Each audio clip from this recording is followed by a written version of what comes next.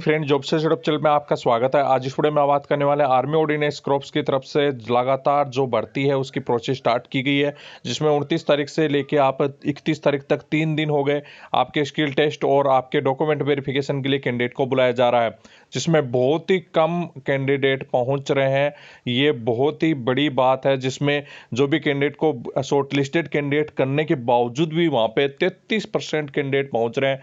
मतलब आपको 110 कैंडिडेट बुलाए जा रहे हैं, तो ओनली 33 कैंडिडेट वहां प्रेजेंट हुए हैं जेईई के लिए। एक सेंटर पे 110 कैंडिडेट जो बुलाए गए थे, उसमें से ओनली आपके 33 कैंडिडेट प्रेजेंट हुए, और उसमें से भी आपके ओनली 11 कैंडिडेट आपके स्किल टेस्ट या टाइपिंग टेस्ट में क्लियर कर पाए हैं। तो आप देख सकते हैं बहुत ही कम कट ऑफ रहेगा। अभी आपकी एग्जाम कंडक्ट होगी, जो भी कैंडिडेट शॉर्टलिस्टेड किए गए हैं स्किल टेस्ट के बाद में एग्जाम के लिए, उन कैंडिडेट का एग्जाम कंडक्ट होगा। उसमें यदि ना के बराबर 33% मार्क्स भी लेकर आ गए तो उनका सिलेक्शन यहाँ पे हो जाता है। मतलब आप सोच सकते हैं बहुत ही बड़ी संख्या में कैंडिडेट को जो भी आप छटनी की गई थी, जिसमें एक बहुत ही कम कैंडिडेट। स्क्रीन पे आप देख सकते हैं किन किन का आपका स्किल टेस्ट कंडक्ट करवाया गया है। मटेरियल असिस्टेंट में ओनली जो कैंडिडेट थे वो डॉक्यूमेंट के लिए बुलाए गए थे, उसमें भी कैंडिडेट 50% से भी कम पहुंचे।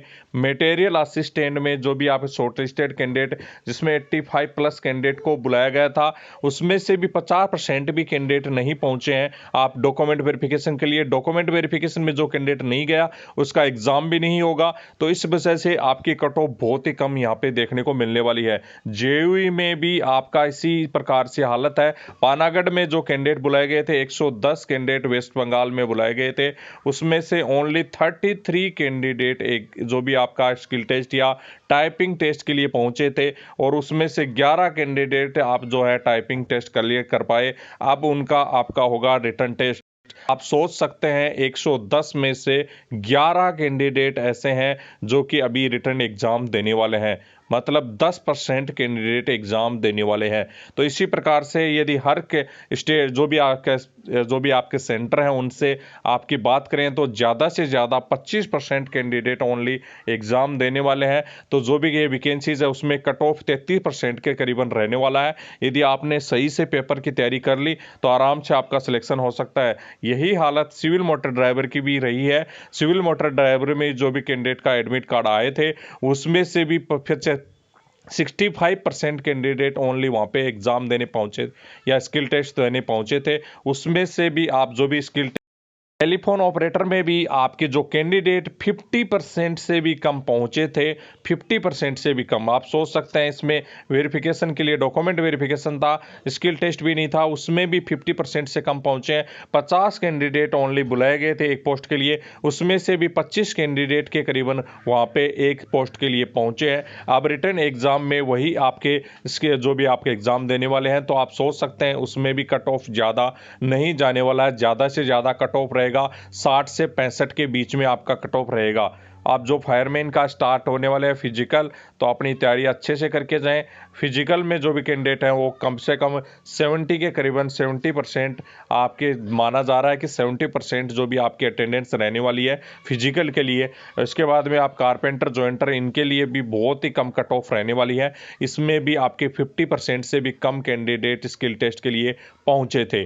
तो ये आप सभी कैंडिडेट का हो चुका है। एमटीएस का भी जो भी कैंडिडेट है वहाँ पे 90 प्लस कट ऑफ रखी गई थी, 90 प्लस।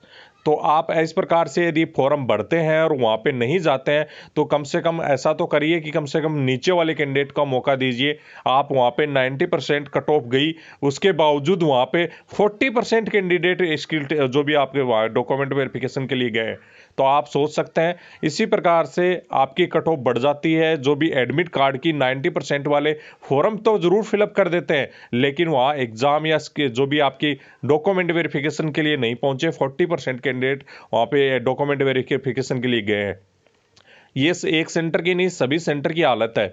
तो इसी प्रकार से आपकी कट ऑफ बढ़ती है, ज़्यादा परसेंटेज वाले कैंडिडेट वहाँ पे जाते हैं, लेकिन जो मेरिट है वो कम यहाँ पे इस प्रकार से रहने वाली है, क्योंकि वो 40% कैंडिडेट वहाँ पे स्किल टेस्ट के डॉक्यूमेंट वेरिफिकेशन के लिए गए हैं, तो एग्जाम ओनली 40% कैंडिडेट ही देंगे, उसमें से भी 1-2% एग्जाम में नहीं पहुँचेंगे।